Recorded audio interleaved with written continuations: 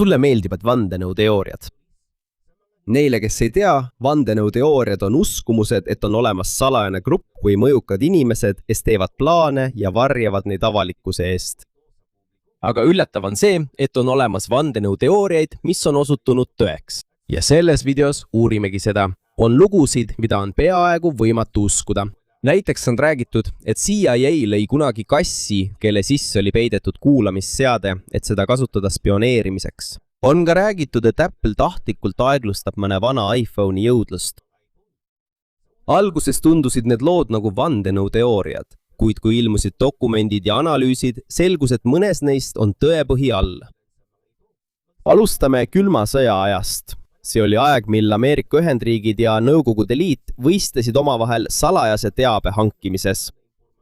Spioonide töö oli ohtlik. Kui agent vahele jäi, võidi ta vangi panna või tappa. Seetõttu mõtles CIA välja teise viisi, kuidas salajasi vestlusi pealt kuulata, ilma et inimene peaks lähedale minema. 1964 aastal proovis CIA kasutada kassi. Projekti nimetati Acoustic Kitiks. Plaan oli panna kassile väike mikrofon ja saatja. Kui kass läheneb inimestele, kuulab tema kehas olev seade nende vestlust. Paberil tundus see hea idee. On täiesti tavaline näha kasse väljas ringi jalutamas. Inimesed ei kahtlusta kohe ühtegi kassi, kuid oli üks lihtne probleem. Kassi pole lihtne käskida kuhugi minna. Testides läks kass sinna, kuhu ta ise tahtis. Isegi kui seade töötas, ei saanud CIA loota, et kass läheneb õigel ajal õigele inimesele. Selle tõttu lõpetati projekt aastal 1902. 1967 aastal ei kasutatud akustilist kassi ühelgi päris spioonimissioonil. On ka kuulus lugu, et kass lasti lahti Nõukogude saatkonna lähedal ja see jäi kohe takso alla. Kuid CIA enda sõnul ei juhtunud see lugu tegelikult. Spioonkassi projekt oli aga päris. Aga kõik selle kohta levinud lood ei ole tõesed ja CIA ei lõpetanud ka kummalise spioonitehnoloogia loomist. 70-ndatel tegid nad väikese lendava masina, mis nägi välja nagu kiil. Seda nimetati insektodopteriks, see oli nagu väga väike droon. Eesmärk oli lennutada seda sihtmärgi lähedale, et kuulata vestlusi ilma, et seda oleks lihtne märgata. See suutis lennata, kuid oli väga kerge. Kui tuul oli veidi tugevam, kaotas see õige suuna. Seetõttu ei olnud insektodopter ka päris spiooni ülesannete jaoks praktiline. Need kaks projekti näitavad, et mõnikord on ka väljamõeldisena tunduvatel lugudel tegelikult tõepõhi all. Mõni aastakümme hiljem hakkas levima üks süüdistus Apple'i kohta. Paljud iPhone'i kasutajad märkasid, et nende vana telefoni jõudlus justkui väheneb. Selle tõttu hakkasid mõned inimesed mõtlema, et võib-olla Apple tahtlikult paljustab vanade iPhone'ide jõudlust, et kliendid ostaksid uue mudeli. Pikka aega polnud selget vastust, kuid 2017 aasta detsembris uuris John Poole Geekbenchist paljude iPhone'ide jõudlust. Ta märkas, et mõned vanad iPhone'id, millel on vana või nõrk aku, töötavad aeglasemalt. Kui aku välja vahetada, võib telefoni jõudlus taas kiiremaks muutuda. Varsti kinnitas Apple ise, et nad tõepoolest kasutavad tarkvara, mis vähendab mõne iPhone'i maksimaalset jõudlust, kui aku on nõrk. Aga Apple ütles, et sellel on põhjus, miks nad nii tegid. Mida vanemaks aku saab, seda vähem suudab see ootamatult suurt võimsust anda. Kui aku ei suuda enam telefoni vajaminevat energiat anda, võib iPhone ootamatult välja lülituda. Et selliseid ootamatuid väljalülitamisi vähendada, piirab tarkvara protsessori kasutatavat võimsust teatud olukordades. Kujutage ette, et see on nagu vana patareidega mänguasi. Kui aku on uus, suudab see mänguasja kiiresti tööle panna. Aga kui aku on nõrk, võib mänguasi ootamatult seisma jääda, kui see üritab palju energiat kasutada. Seetõttu vähendab tarkvara iPhone'is esmalt jõudlust, et telefon ei lülituks ootamatult välja. Suur probleem ei seisna ainult selles, et mõned iPhone'id aeglustusid. Paljud kliendid said vihaseks, sest neil ei olnud alguses selge, et Apple seda teeb. Kasutaja võib arvata, et tal on vaja osta uus telefon, kuigi tegelik probleem on hoopis vana aku. Pärast skandaali muutus Apple iPhone'i aku seisukorra osas palju läbipaistvamaks. Aku seisund jalt näeb kasutaja nüüd, kas aku on juba nõrk ja kas see on telefoni jõudlust mõjutanud. Aku vahetamine võib samuti aidata taastada parema jõudluse. Nii et nendest kahest noost on oluline õppetund. On tõsi, et CIA üritas muuta kassi spiooniseadmeks. Samuti on tõsi, et Apple vähendab mõne iPhone'i jõudlust, kui aku on nõrk. Ja on veel üks. Järgmine lugu räägib autost, millest sai üks tuntumaid ohutusskandaale Ameerikas. See on Ford Pinto. 70ndate alguses tahtis Ford teha väikest ja odavat autot, mis suudaks konkureerida imporditud sõidukitega. Nii nad tegidki Pinto. See muutus kiiresti populaarseks ja paljud ameeriklased ostsid selle. Kuid mida rohkem Pintosid teedel oli, ilmnes üks tõsine probleem. Kui mõnda Pintot tugevalt tagant sisse sõideti, võis kütusepaak puruneda ja bensiin lekkida. Kui tekkis säde, võis auto süttida. Pinto kütusepaak asus tagatelje taga ja oli auto tagaosale väga lähedal. Mõnes kokkupõrkes võis seda tabada ka mõni muu auto all olev osa. Selle tõttu juhtus õnnetusi, mis lõppesid tulekahjuga ning mõned inimesed said surma või raskelt vigastada. Hiljem hakkas USA valitsus seda probleemi uurima. 1978 aastal ütlesid ohutusregulaatorid, et Pinto kütusesüsteemis on probleem, mis võib põhjustada suure bensiinilekke, kui autole tagant sisse sõidetakse. Ford nõustus tagasi kutsuma umbes 1,5 miljonit Ford Pinto ja Mercury Bobcat autot, et probleem lahendada. Siit hakkas levima veelgi šokeerivam lugu. Väidetavalt teadis Ford, et Pinto on ohtlik, kuid otsustas seda mitte parandada, sest väidetavalt oli odavam maksta hüvitisi hukkunute või vigastatute eest, kui parandada kõik autod. On olemas tõeline Fordi dokument, mis võrdles ohutusparanduste kulusid võimalike surmade ja vigastuste maksumusega. On tõsi, et Ford Pintol oli tõsine ohutusprobleem ja see viis suure tagasikutsumiseni. Kuid kuulus lugu, et Ford valis otse raha inimelude asemel, on liiga lihtsustatud. Fordil oli tõepoolest kulude analüüs, kuid see ei tähenda, et Ford oleks teadlikult otsustanud Pintot mitte parandada ainult raha säästmise nimel. Tegelikult juhtunu oli palju keerulisem. Suur probleem seisnes selles, et Ford oli juba müünud väga palju Pintosid enne, kui turvaprobleem täielikult lahendati. Seetõttu näitas Pinto juhtum, et ei piisa sellest, kui toode lihtsalt vastab põhilistele ohutusreeglitele. Ettevõte peab ka kindlustama, et toodet on tõesti ohutu kasutada. Kui ilmneb tõsine oht, on ettevõtte kohustus see kiiresti uurida ja lahendada. Ja nüüd pärast autot liigume edasi toidu juurde. Paljud inimesed uskusid, et rasv on peamine probleem südamehaiguste puhul, kuid hiljem ilmusid välja vanad dokumendid, mis näitasid, et oli üks suur suhkrutööstuse grupp, kes vaikselt aitasid uurimistööd suhkru ja südamehaiguste kohta. 1960ndatel oli teadlaste seas suur arutelu südamehaiguste põhjuste üle. Oli teadlasi, kes keskendusid küllastunud rasvadele. Teised uurisid, kas liigset suhkrul on samuti suur mõju. See oli väga oluline suhkrutööstuse jaoks. Kui avalikkus usub, et liigne suhkur kahjustab südant, võib väheneda magusate toitude ja jookide ostmine. 1965 aastal Sugar Research Foundation, üks suhkrutööstuse toetatud grupp, maksis Harvardi teadlastele, et nad koostaksid ülevaate suhkru kohta, rasvade ja südamehaiguste kohta. Ülevaade ei olnud uus eksperiment. Selles uuriti teiste teadlaste juba tehtud uuringuid ja seejärel tehti nende põhjal järeldused. Probleem seisnes selles, et avalikkusele ei öeldud, et suhkrutööstuse ettevõtted olid tegelikult uuringu eest maksnud. Sel ajal ei olnud reeglid selle kohta, kes uuringu eest maksis veel nii ranged. Nende uuring avaldati 1967 aastal. Ja siin rõhutasid nad rohkem, et just küllastunud rasv on südamehaiguste peamine põhjus. Nende sõnul on suhkru mõju ja tõendid selle haiguse puhul palju väiksemad. Paljude aastate pärast leidsid teadlased vanad kirjad Sugar Research Foundationi ja Harvardi teadlase vahel. Dokumendid näitasid, et suhkrutööstus maksis uuringu eest. Nad andsid ka uuringuid, mida nad tahtsid, et teadlased kasutaksid ja nad nägid mustandit enne selle avaldamist. Ja 2016 aastal avaldasid California ülikooli San Francisco teadlased oma analüüsi nendest vanadest dokumentidest. Teadlased avastasid, et suhkrutööstus võis aidata suunata süü rasvadele, mitte suhkrule. Aga see ei tähenda, et küllastunud rasvad on ohutud ja ainult suhkur on halb. Mõlemad tuleb piirata, kui neid on liiga palju.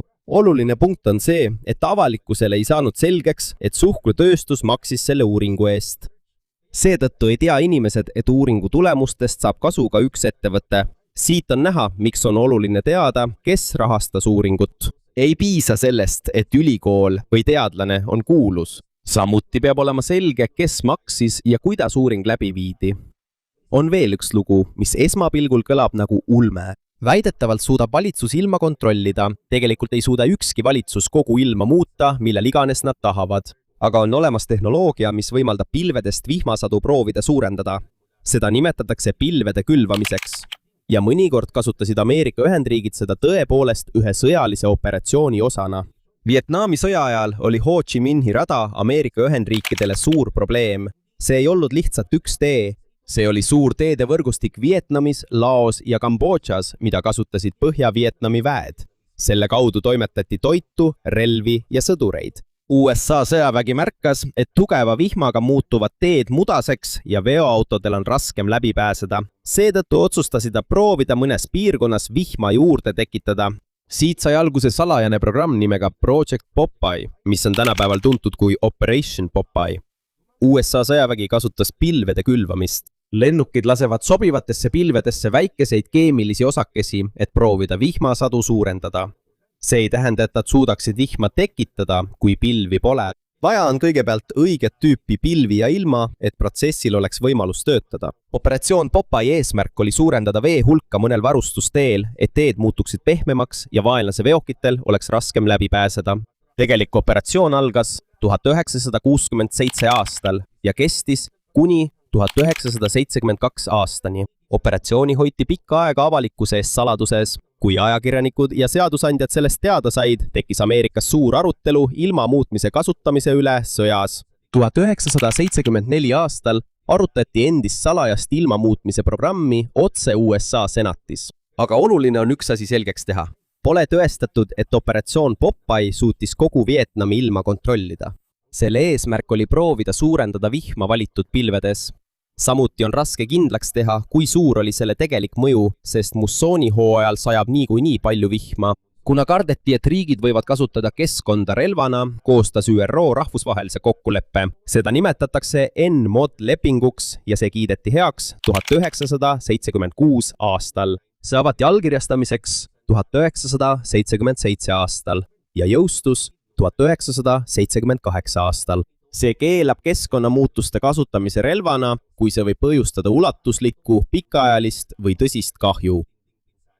See ei keela kogu rahumeelset pilvede külvamist. Seetõttu kasutavad mõned riigid tänaseni pilvede külvamist, et proovida vihma suurendada või aidata veevarustust. Seega on jutul valitsuse ilmamuutmise kohta tõepõhi all. Aga see ei tähenda, et valitsus suudaks tekitada tormi, muuta kogu kliimat või kontrollida ilma alati, kui tahab. Tõestatud juhtum oli palju lihtsam. USA sõjavägi kasutas Vietnami sõjas pilvede külvamist, et proovida mõnes piirkonnas vihma suurendada. Ja nüüd järgmine lugu ei räägi ilmast. See puudutab üht usulist organisatsiooni, mille liikmed tabati salaja USA valitsuse kontoritesse sisenemast. See grupp on Scientoloogia kirik. Scientoloogia sai alguse L. Ron Hubbardi, ühe Ameerika kirjaniku ideedest. 1950-ndatel kasvas grupp ja hiljem rajati kirikuid ja organisatsioone erinevatesse kohtadesse. Kui Scientoloogia kasvas, tekkis tal ka palju probleeme mõne valitsusasutusega. Üks selle suurimaid tülisid oli seotud maksudega. 1967 aastal võttis USA maksuamet ehk IRS Californias asuvalt Scientoloogia peaorganisatsioonilt maksuvabastuse staatuse ära. Maksuvabastuse staatus on eriline staatus, mis annab mõnele usulisele ja heategevusorganisatsioonile vabastuse teatud maksudest. Hiljem toetas USA maksukohus IRS-i otsust ja ütles, et organisatsioonil on märkimisväärne äriline tegevus ning osa rahast läks ka selle peamistele ametnikele. Kuid mõned Scientoloogia ametnikud ei piirdunud ainult õigusliku võitlusega. 1970-ndatel viisid nad läbi salajase operatsiooni nimega Operatsioon Lumivalgeke. Nende eesmärk oli hankida ja muuta valitsuse dokumente, mis puudutasid Scientoloogiat ja L. Ron Hubbardit.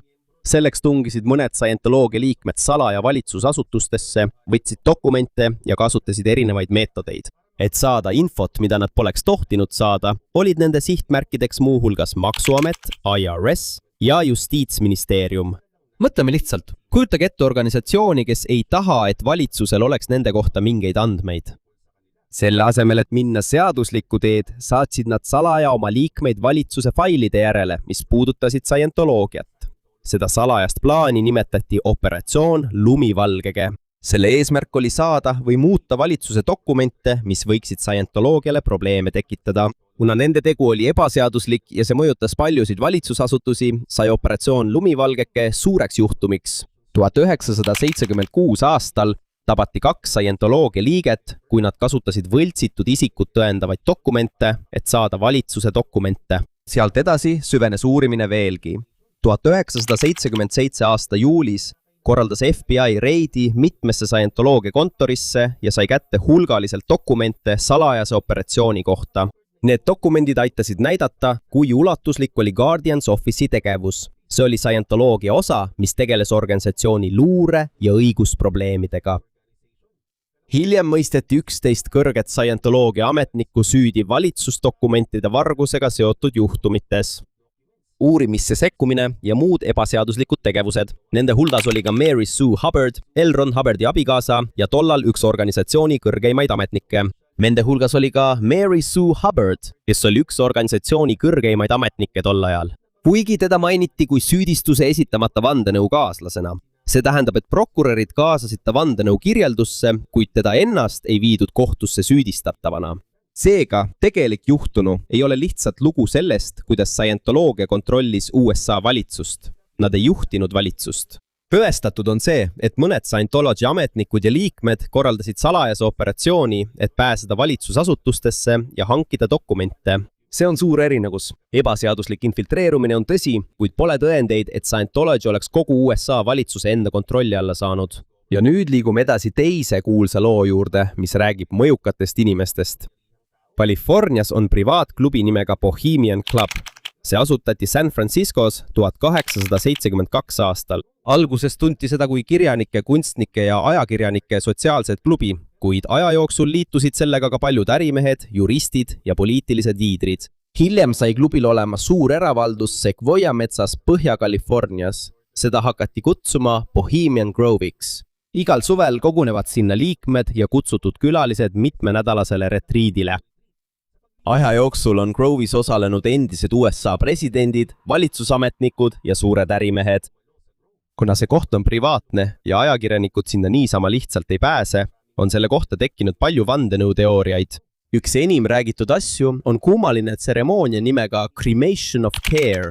Sellel tseremoonial on suured kostüümid, muusika ja suur öökulli kuju. Seal kantakse ka sümboolset kuju, mis esindab hoolt ehk tavalise elu probleeme ja stressi.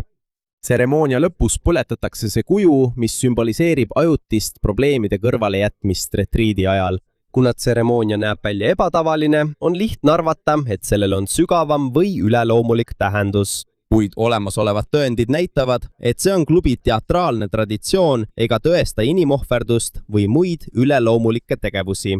1989 aastal pääses ajakirjanik Philip Weiss Bohemian Grove'i ja kirjutas oma nähtustest ajakirjale Spy Magazine. Ta kirjeldas mõjukaid külalisi, kõnesid, seltskondlikke kogunemisi ja klubi kummalisi traditsioone.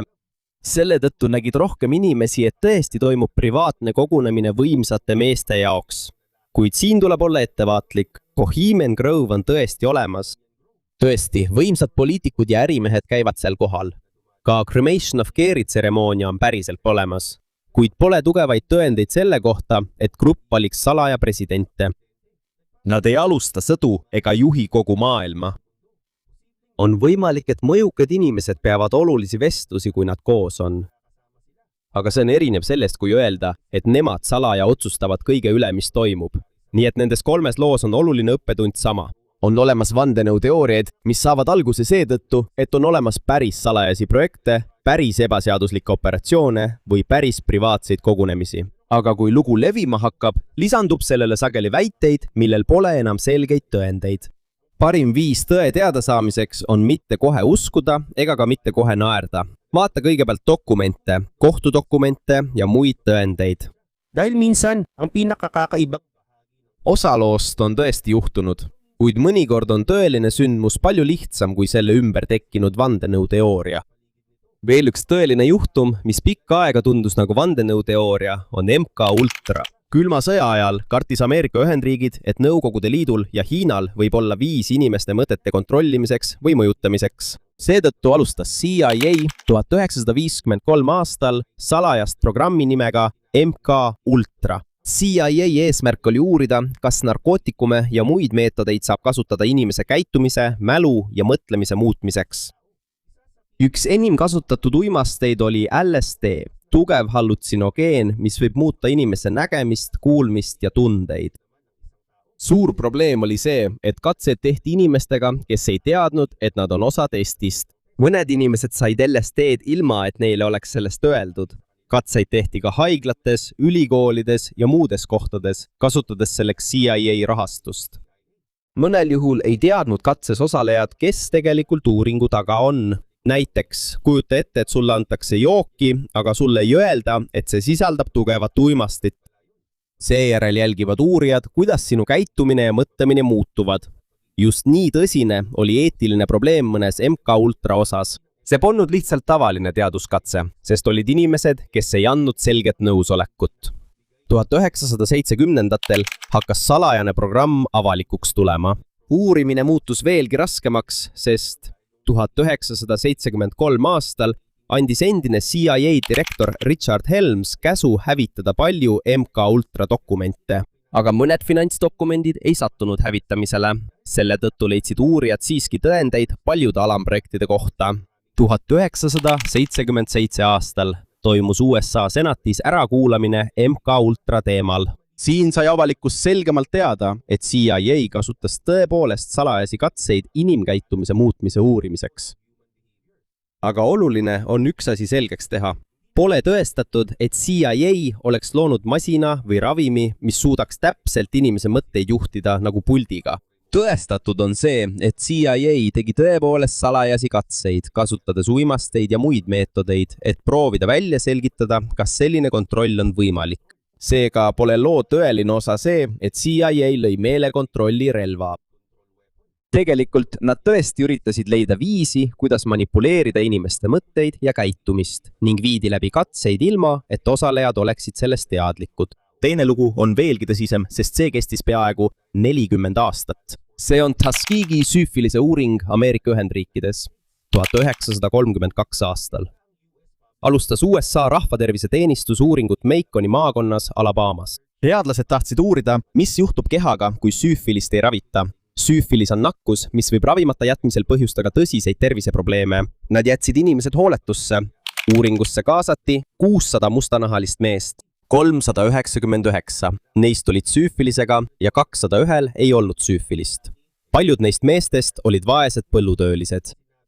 Neile ei öeldud, mida uuring tegelikult teeb ja nad ei andnud teadlikku nõusolekut, nagu tänapäeva meditsiiniuuringutes nõutakse. Uuringu alguses ei olnud süüfilise jaoks veel lihtsat ja kindlat ravimit, kuid see muutus 1940-ndatel, kui penitsiliinist sai tõhus ravi. Siin muutus probleem tõsisemaks. Isegi kui ravim oli olemas, ei andnud uurijad süüfilisega meestele õiget ravi, sest nad tahtsid jätkuvalt näha, mis juhtub. Kui haigust ei ravita, mõtleme sellest lihtsalt. See on nagu arst, kes teab, et sinu haigusele on olemas ravim, aga ta ei anna seda sulle, sest tahab jälgida, kui raskeks haigus muutub, kui seda ei ravita. Meestele ei öeldud ka selgelt, et neil on süüfilis. Aastaid jätkus uuring, samal ajal kui mõned osalejad jäid raskemini haigeks. Mõned abikaasad nakatusid samuti ja sündis lapsi, kes olid juba nakkusega. 1972 aastal sai avalikkus teada, mis toimub. Siis jõudis lugu ka meediasse. Tekitas suurt iha ja algatati uurimine. Uuring lõpetati pärast 40 aastat. See skandaal sai üheks peamiseks põhjuseks, miks Ameerika Ühendriigid karmistasid reegleid, et paremini kaitsta meditsiiniuuringutes osalejaid. 1974 aastal võeti vastu National Research Act. Hiljem kehtestati ka selgemad reeglid teadliku nõusoleku ja uurimuses osalejate õiguste kohta. Seega ei räägi Tuskegee lugu mingist valitsuse poolt loodud salajasest haigusest. See ei räägi ka sellest, et meestele oleks uuringus tahtlikult süüfilist antud. Enamikul neist oli süüfilis juba enne uuringusse kaasamist. Tõeline skandaal seisnes selles, et teadlased teadsid, et meestel on haigus. Nad ei selgitanud uuringut korralikult ega andnud tõhusat ravi, kuigi see oli juba olemas. Aitäh!